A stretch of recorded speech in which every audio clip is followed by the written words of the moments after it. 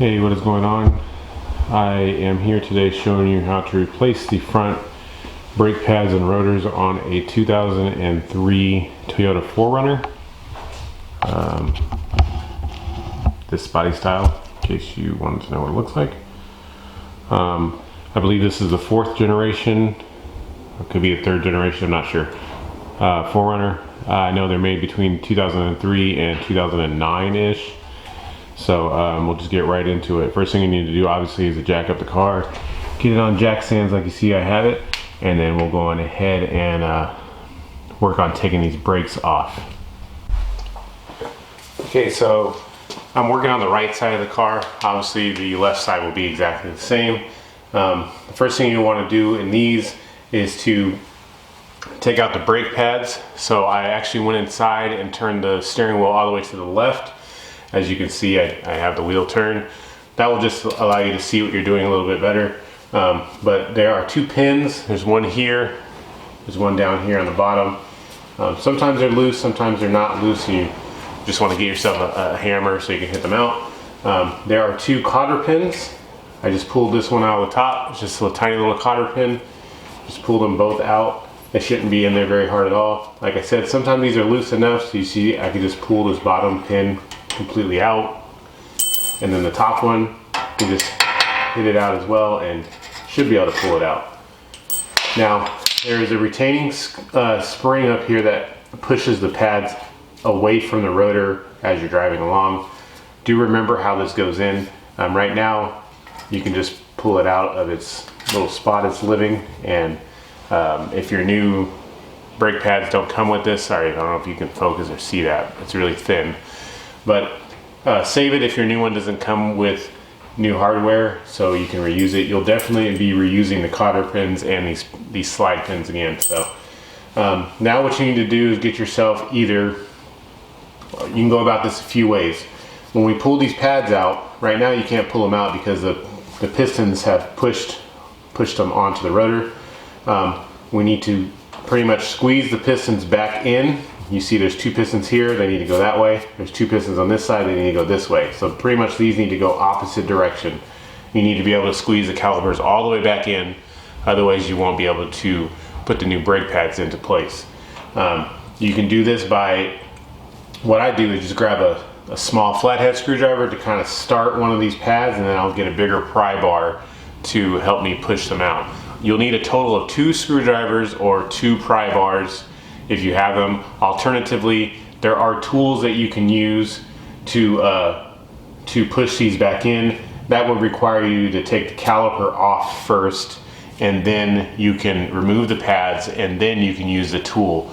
I've done it both ways. It doesn't really matter as long as you get the pistons back into place. So I'll show you the way that I'm going to do it today because I just like it better. You can see on camera, but I'm making, you can see now there's a tiny bit of space right here in between the pad and the caliper, so I can actually pull this pad out just like that.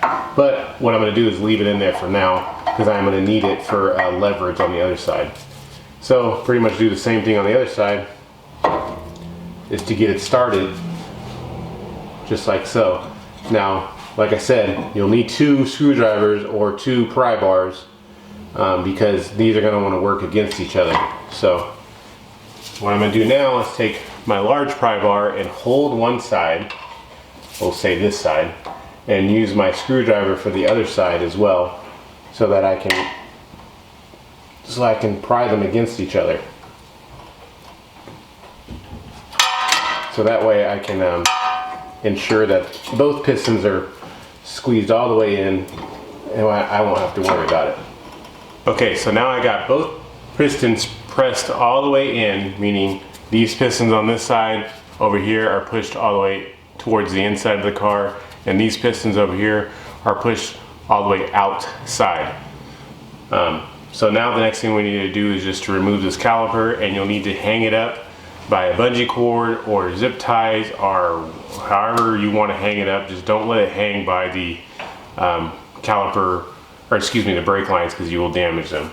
So I'll go ahead and show you how to do that.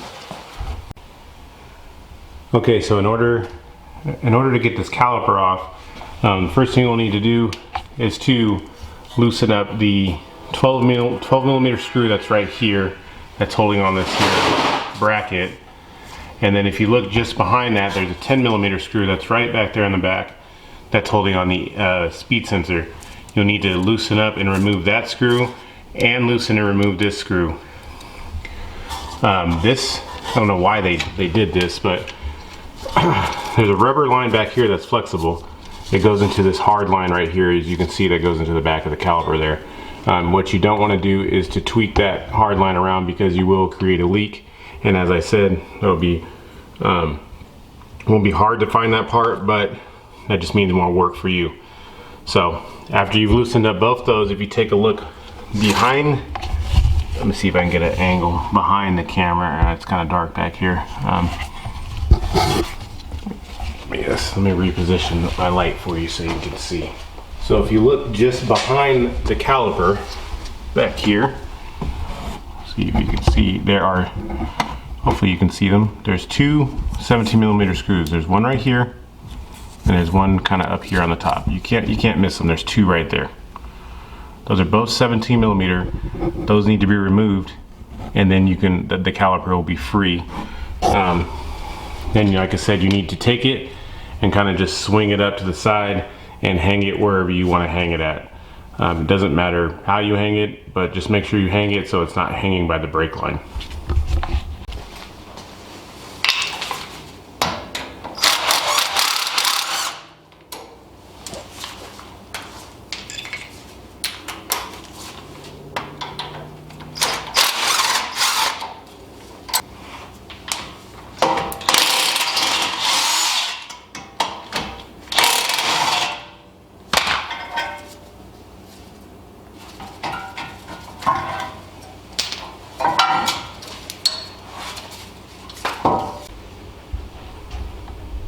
Okay, now you can see I got the caliper off. I have it just hanging up just there by some zip ties to the upper control arm. And now we're ready to take the rotor off. So, if your rotor is stuck, like if you live in a rusted area, chances are it is stuck to the hub. I don't live in a rusty area, so my rotor so happened to just come off really nicely. However, if your rotor is stuck and you want to get it off, what I suggest you do, first turn the wheel back straight. You can see mine is loose, so it's just going to come off. If yours is having a problem, get yourself some PB Blaster, spray it, just spray it right here on the hub. Just, you don't have to soak it in PB Blaster, just spray it, and you'll notice the PB Blaster will, fall to the left and to the right of the hub because gravity works. And let it sit there for, a minute. And then what you need to do is get yourself a hammer, preferably the bigger the better. Get yourself a hammer, and what you want to do is to hit right on the face right here of the rotor. Don't hit it up here. Don't hit it from the back unless you absolutely have to. This is the last resort. I hit back here. But if you just give it a few good whacks right here on the front of the rotor, that'll jolt it free, and then it'll come loose. I guarantee it'll work. Just hit it a few times and it'll come off. But like I said, mine is not rusted, so I can just pull it off, and then we'll go on ahead and get the new rotor on. Okay, I got the new rotor ready to install. These particular rotors have a coating on them to stop them from rusting as they're sitting on the shelves. So there's no need to really spray these ones off. They don't have any oil or anything on them. So going ahead and reinstall it back onto the hub, like so. You can use a lug nut to hold the rotor in place. This will help you get the caliper back on. So there we go, we got the new one on. And now you simply just take your caliper and reinstall it with the two 17 millimeter bolts. And you can go on ahead and put the 12 millimeter bolt back into place and the 10 millimeter back into place. And then we'll go on ahead and get to put the brake pads back in.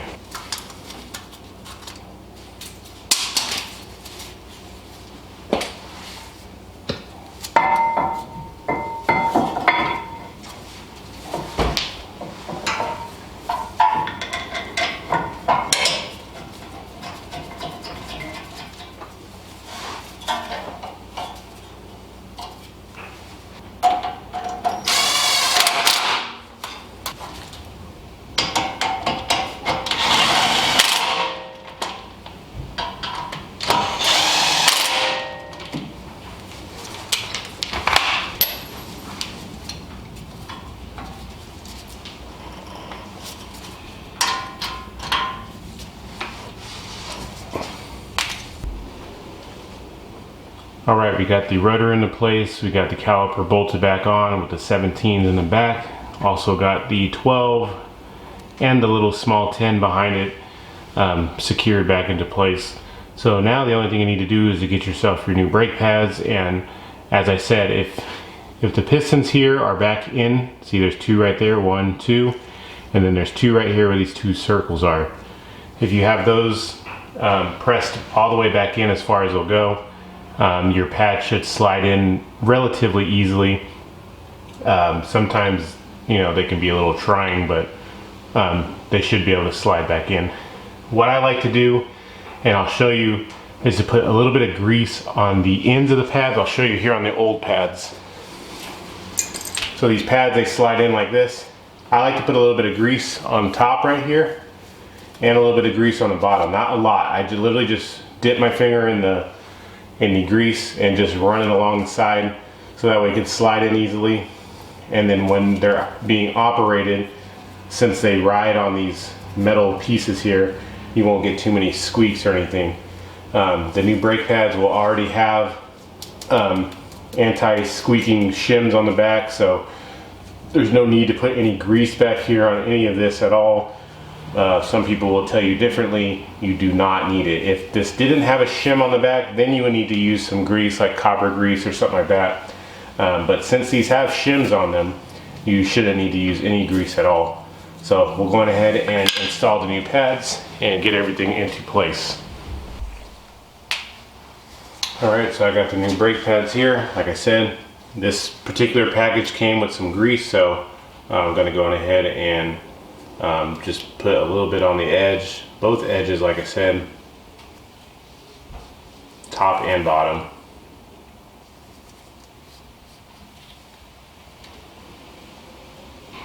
Just like so. Then you should be able to go on ahead and slide the pad into place.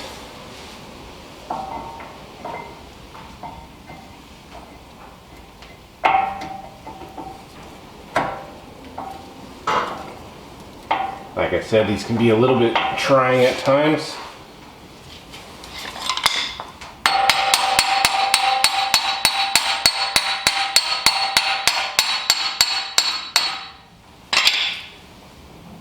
Just like so. Got that guy into place.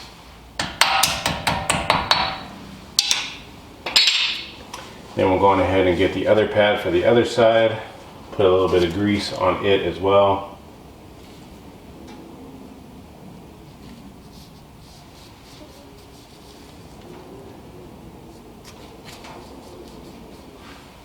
Like so, and then you can slide this pad in as well. Now if you notice that you don't have your pistons all the way in, like this one, see, this one I'm having trouble with, you can go on ahead and stick the old pad back in and get this piston all the way back out.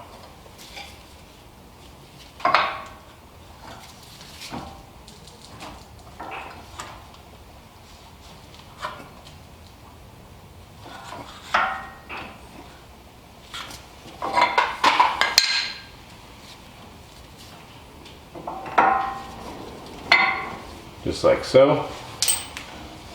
Now, okay, got the brake pads in there. If your brake pads came with brand new hardware, you can choose to use it if you'd like. Mine didn't, so I'm just going to reuse what I have. Well, it did come with new cotter pins, so I'll use those.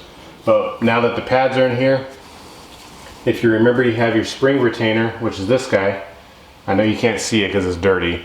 I'll try and zoom in so you can kind of see how I put it in there. It needs to go facing up like this.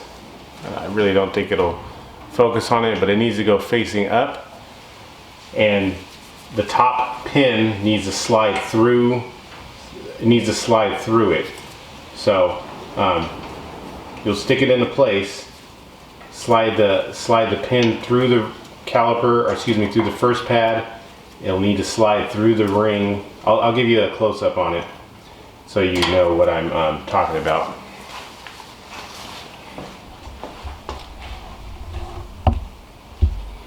So as you can see there, I got the pin is slid into the hole over here on the caliper, and then it goes through the retaining spring there, and then it comes out the other side. You can't get the spring in any other way. It has to, you have to slide the pin through everything all at once.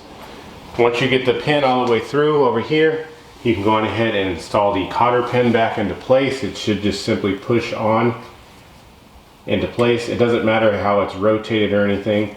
And then the springs themselves need to get